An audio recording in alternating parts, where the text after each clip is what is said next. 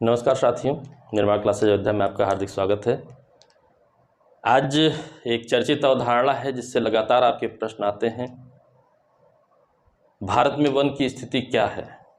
तो प्रत्येक 2 वर्ष पर रिपोर्ट आती है आपकी, उसी के आधार पर हमारे प्रश्न भी पूछे जाते हैं। उसी के आधार पर हमें पता भी रहता है कि हमारे यहाँ वनों की स्थिति क्या है और हम अपना उत्तर देते हैं। कोई इन्वायरमेंट से रिलेटेड और प्रश्न है उसके बारे में उत्तर दे सकते हैं। मेंस में बहुत इंपॉर्टेंट है कि यहीं से जोड़ घटा के हम बता सकते हैं कि भारत में क्या कैसी प्राकृतिक व्यवस्था है। तो बहुत ही इंपॉर्टेंट आपका प्रश्न है, ध्यान से इसको पढ़िएगा, समझिएगा। भारत वन स्थिति रिपोर्ट 2021 22 में प्रकाशित हुई है, 21 के नाम से है। ठीक है, प्रकाशन 22 में हुआ है। India state of forest report ISFR में भी आपसे ISFR के नाम से भी पूछ सकता है, तो इसको भी आपको जानना जरूरी है। तो अगर चीज़ों को समझेंगे तो फिर कोई समस्या नहीं रहेगी। ठीक, ऐसी जो ये भी आपका एक प्रश्न है आया हुआ है, 2 वर्ष के अंतराल पर आती है। ठीक है, यानी कि पिछली बार 19 में आई थी, 17 में आई थी, अब 21 में आपकी आई है। ये बात आपको जानना है, पहली चीज़। दूसरी चीज़, ऐसी पहली रिपोर्ट कब आई थी? 1987 में आई थी। ये भी प्रश्न है आपका, आया हुआ प्रश्न है। पहली रिपोर्ट 1987 में आई थी और ये जो इस बार आई है 2021 की, ये 17वीं रिपोर्ट है। यानी कि भारत की वन स्थिति रिपोर्ट कौन से नंबर की है? 17वीं हमारे पास है। यह भी हमारा प्रश्न है, इस बात को भी आप ध्यान रखे रहिएगा।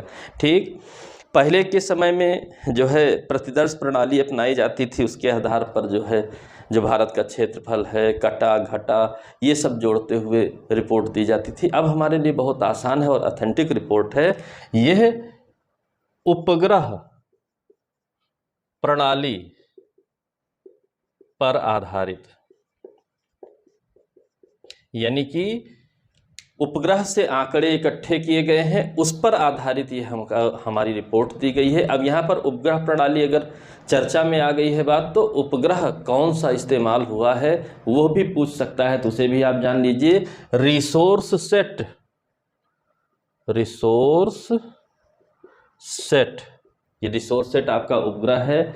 ठीक है, ये सेकंड वाला जो है उसका 2, इस पर आधारित ये, यानी कि अगर पूछा जाए कि 17वीं भारत की वन स्थिति जो रिपोर्ट है, किस उपग्रह ने आंकड़े इकट्ठे किए हैं जिसके आधार पर ये रिपोर्ट दी गई है, तो रिसोर्स सेट 2 भी आपको बताना पड़ेगा। यह भी आपका क्वेश्चन है, इस बात को भी ध्यान रखे रहिए। ठीक, अब रिजल्ट क्या निकला? तो रिजल्ट में पहले कॉमन बातें, कुल वनावरण, यानी कि टोटल जो फॉरेस्ट है आपके यहाँ वो किस हिसाब से है, कितना परसेंट है। क्षेत्रफल में जानने की ज़रूरत नहीं है, परसेंट ही आपसे पूछता है। 21.71%, 21.71%। एक तो ये उत्तर हो गया, लेकिन यही नहीं ख़त्म हुआ मामला। इसी के साथ है कुल वृक्षावरण, कुल वनावरण के बाद कुल वृक्षावरण,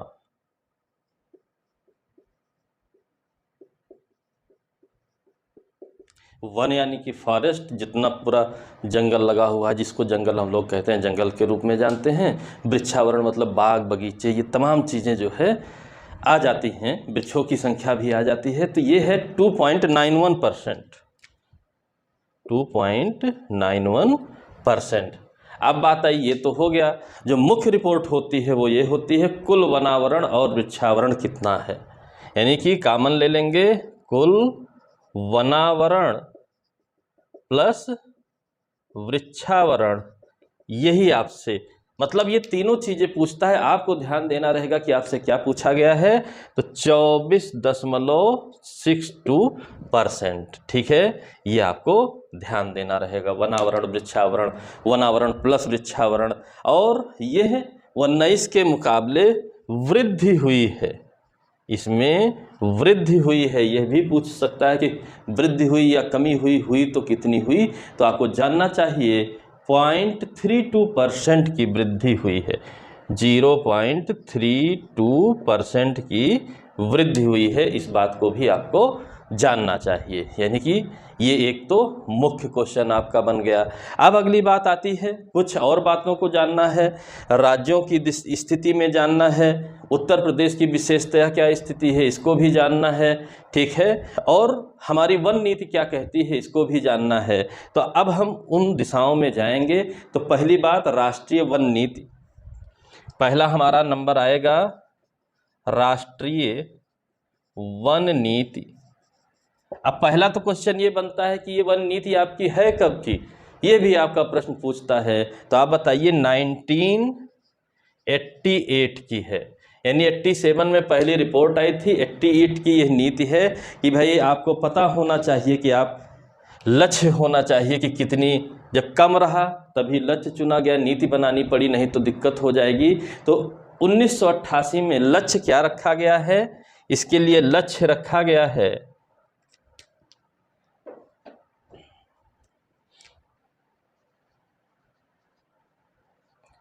33.33%। 20वीं बार ये आपका क्वेश्चन आया हुआ है। 33.33% जो आपका कुल भौगोलिक क्षेत्रफल है भारत का, उसका इतना % हिस्सा जब ये वन रहेगा तो पर्यावरण की दृष्टि से हम बेहतर स्थिति में रहेंगे। लेकिन अभी देखिए लगभग 10% का अंतर है, 8-9% का अंतर है, ध्यान रखे रहिएगा, ठीक है। और इसमें एक और विशेष बात बताई गई है, पहाड़ी इनमें जो है पहाड़ी जो क्षेत्र हैं, पहाड़ी क्षेत्र, इनके लिए 2/3 हिस्सा होना चाहिए, ठीक है। पहाड़ी क्षेत्रों में वन कितना होना चाहिए, 2/3 हिस्सा होना चाहिए, यानी 66.67%। यानी मैदानी क्षेत्रों में तो कम रहेगा, चल जाएगा, ओवरऑल 33%, लेकिन पहाड़ी क्षेत्रों में 66.67% होना चाहिए।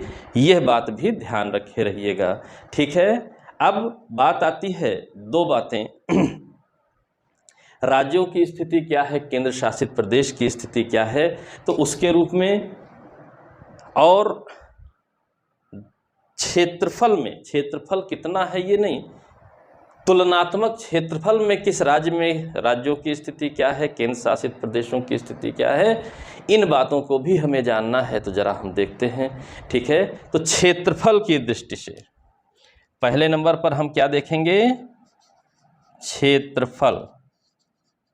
इसके लिए राज्य में कौन कौन से हैं, किस राज्य में सबसे ज़्यादा क्षेत्रफल है वन का, ठीक। तो कम से कम हमको 1, 2, 3, 4, 5 जानना है, क्रमशः लगाने को पूछता है। अब यहीं से कठिन हो जाता है, यहाँ से डाटा आपको बढ़ाना पड़ेगा, ठीक है। तो क्षेत्रफल में सर्वाधिक क्षेत्रफल कहाँ पर है, मध्य प्रदेश का। सबसे ज़्यादा क्षेत्रफल वन का कहाँ है, मध्य प्रदेश का। दूसरे नंबर पर अरुणाचल प्रदेश, अरुणाचल प्रदेश का है। तीसरे नंबर पर छत्तीसगढ़,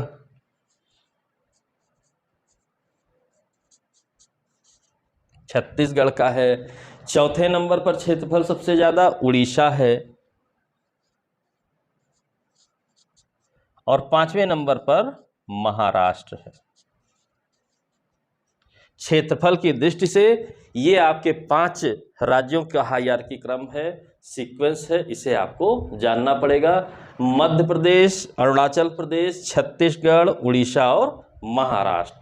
तो ये जानेंगे तभी काम चलेगा, नहीं तो नहीं चलेगा। और केंद्र शासित प्रदेशों की क्या स्थिति है, ठीक है, केंद्र शासित प्रदेशों की क्या स्थिति है, क्षेत्रफल के आधार पर केंद्र शासित प्रदेश, इनमें आप 3 जानिए, 1, 2, 3 जानिए, ठीक है। तो आपका सबसे ज़्यादा क्षेत्रफल जम्मू एंड कश्मीर में है, ठीक है। दूसरे नंबर पर क्षेत्रफल अंडमान और निकोबार में है।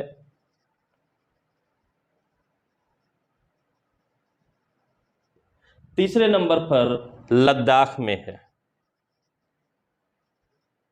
ठीक। कितना बढ़िया, देखिए यहाँ मध्य प्रदेश उससे कटकर छत्तीसगढ़ बना है, फर्स्ट और थर्ड नंबर। यहाँ जम्मू कश्मीर उससे अलग होकर लद्दाख बना है, फर्स्ट और थर्ड। देखिए कितना सही, याद रहेगा आपको। फिर आता है प्रतिशत की दृष्टि से। दूसरे नंबर पर प्रतिशत के मामले में राज्य की क्या स्थिति है? ठीक है, प्रतिशत के मामले में राज्य की क्या स्थिति है? तो मिजोरम सर्वाधिक है। मिजोरम यानी कि नॉर्थ ईस्ट में जाएंगे तो आपको मिलेगा मिजोरम, यहाँ सर्वाधिक है। क्या है, कितना है? 84.53%, लगभग 84.5% वन ही है यहाँ मिजोरम में, ये ध्यान रखिएगा। फिर अरुणाचल में है, कितनी अच्छी बात, यहाँ क्षेत्रफल और प्रतिशत दोनों में अरुणाचल नंबर 2 पर है। फिर मेघालय, मणिपुर, नागालैंड, मेघालय, मणिपुर, नागालैंड। अब आप देखिए 5 के पांचों आप 7 सिस्टर्स में से ही हैं, याद हो जाना चाहिए आप लोगों को, कोई कंफ्यूजन नहीं रहना चाहिए।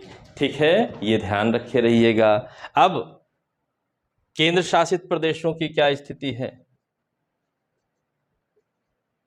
केंद्र शासित प्रदेश, राज्यों की प्रतिशत में तो ये स्थिति हो गई। केंद्र शासित प्रदेशों में 2 लोगों को आप जान लीजिए। पहले नंबर पर लक्षद्वीप 90.33%, लक्षद्वीप 90.33%। यानी देखा जाए तो ओवरऑल केंद्र शासित और राज्य मिला करके अगर हम देखते हैं तो सबसे ज़्यादा लक्षद्वीप में परसेंटेज है, यह बात ध्यान रखे रहिएगा। फिर अंडमान एंड निकोबार में है।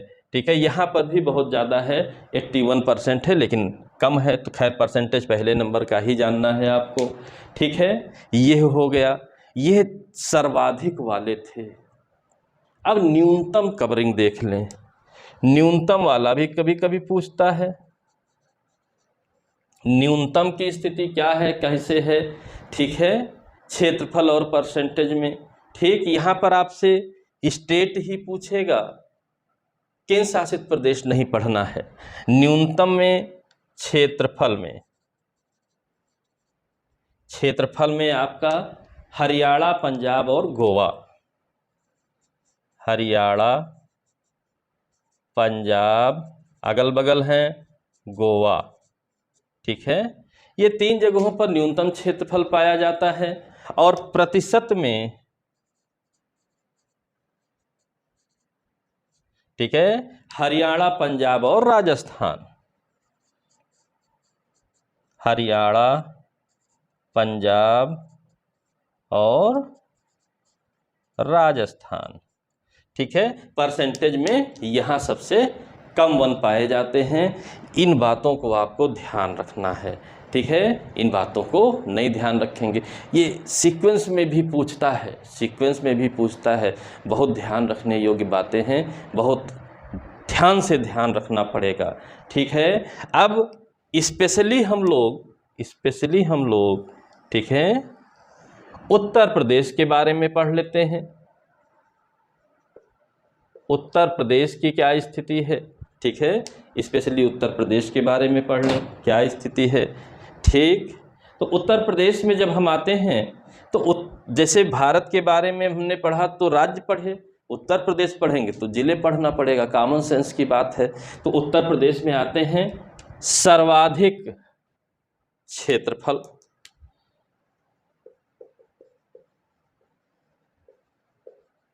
सर्वाधिक क्षेत्रफल में किन जिलों की स्थिति है?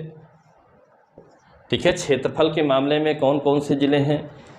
सोनभद्र, खीरी और मिर्जापुर। सोनभद्र, खीरी और मिर्जापुर। ठीक है, ये 3 जिलों में सबसे ज़्यादा क्षेत्रफल है। प्रतिशत में हम आते हैं, अगर प्रतिशत, सर्वाधिक प्रतिशत कहाँ पर है?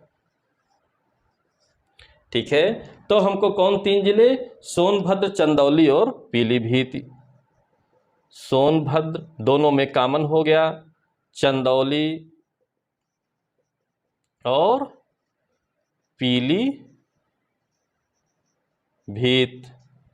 ठीक है, तो यह बात ध्यान रखे रहिएगा।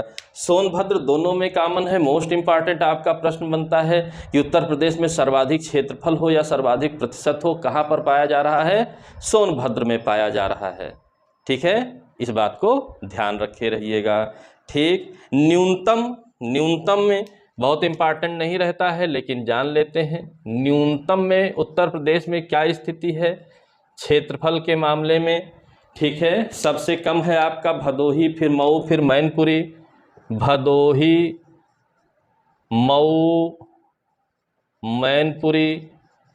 ठीक है, प्रतिशत के मामले में यानी भदोही सबसे कम है, उससे ज़्यादा मऊ में है, उससे ज़्यादा मैनपुरी में है। प्रतिशत के मामले में आएंगे तो फिर भदोही कॉमन हो गया और मैनपुरी देवरिया हो गया। भदोही, मैनपुरी और देवरिया ये प्रतिशत के मामले में न्यूनतम है। तो भदोही कॉमन बन रहा है, सोनभद्र कॉमन बन रहा है। ठीक है, सर्वाधिक सोनभद्र में, न्यूनतम भदोही में। मोस्ट इम्पॉर्टेंट प्रश्न बन गया। तो इस तरह पढ़ेंगे, एक दो बार भी लगा के पढ़ेंगे, वीडियो दोबारा देखिए, सुन लीजिए, हमेशा के लिए याद रहेगा। परीक्षाओं में 100% श्योर है आपका प्रश्न आना ही आना है, ये गारंटी है इस बात की। ठीक है, इसके बाद तमाम चीज़ें, तमाम बातें रहीं। और एक स्पेशल बात जाने रहिएगा कि जनजातीय क्षेत्र जहाँ पर ज़्यादा हैं वहाँ पर वनों में कमी आई है। क्यों कमी आई है? कारण यही रहा कि जनजातियाँ अभी भी वनों का उपयोग कर रही हैं, तो वनावरण में कमी आई। लेकिन आंकड़े ही ज़्यादातर पूछता है, उस पर आप लोग ध्यान रखे रहिए, कोई ताकि समस्या ना होनी पाए। आशा करता हूँ वीडियो पसंद आई होगी और ये प्रश्न भी निश्चित आना है, ये बात भी गारंटी है। इसलिए ध्यान से पढ़िए, बार बार देखिए, सुनिए, अपना भी नोट्स आप बना सकते हैं सुन करके। ठीक है, तो अगले वीडियो में मिलते हैं, तब तक के लिए जय हिंद, जय भारत, धन्यवाद।